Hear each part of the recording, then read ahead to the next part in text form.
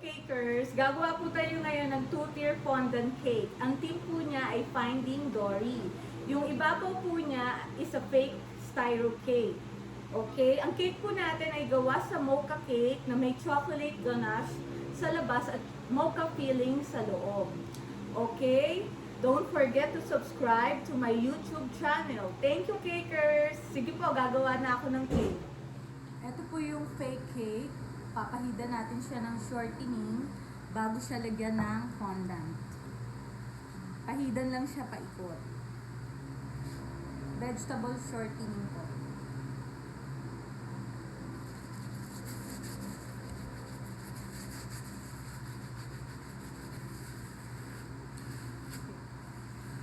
Yan po, napahidan ko na po siya ng shortening. Tapos, maya-maya, lalagyan ko na po siya ng fondant. Meanwhile, gagawa po muna tayo ng fondant toppers.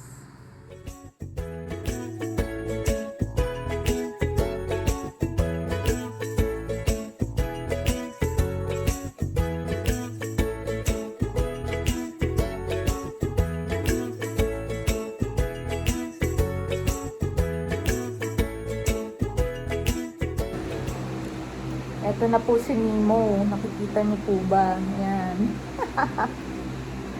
Okay. Kulang na lang ay yung kanyang parang pakpak. Di ba yung isang pakpak niya parang bali or putol. So, bali yung isang parang pinaka-fin niya dito, yun lang ang meron. Yung isa, wala. Yun lang ang natatandaan ko dun sa napanood ko. Sana tama ako. Pasensya na kayo, hindi ako masyado marunong mag-zoom ng camera. Siguro pag tagal-tagal matututunan ko rin. Tada!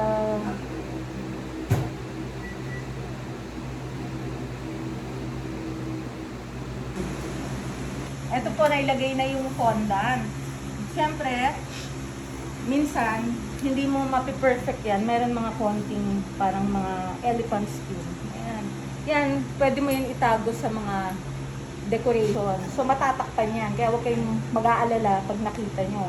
Kasi marami namang design tong cake na to. Hindi lahat ng cake perfect.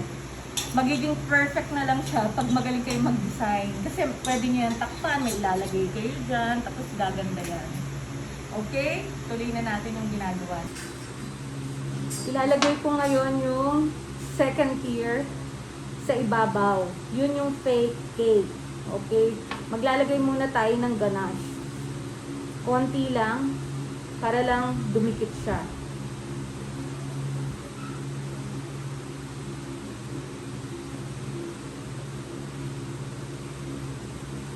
Tayo ngayon ng stick dito sa fake cake.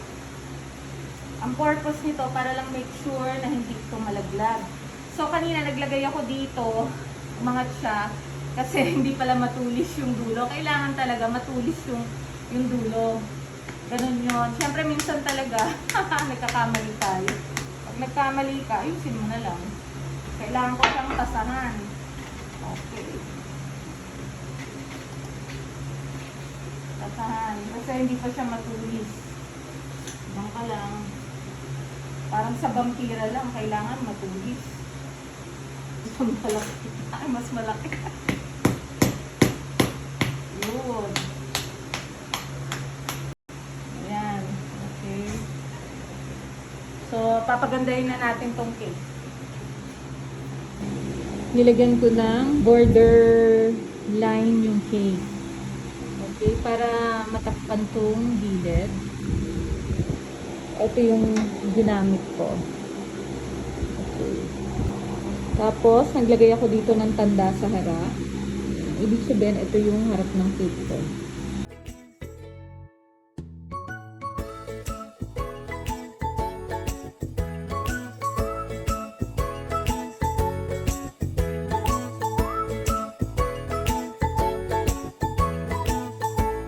Dito po, maglalagay tayo ng name ng celebrant. Thank you for watching. I love you. Hello, cakers! Don't forget to like and subscribe to my YouTube channel.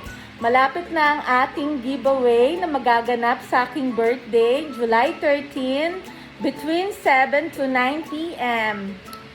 Okay? Bye, cakers!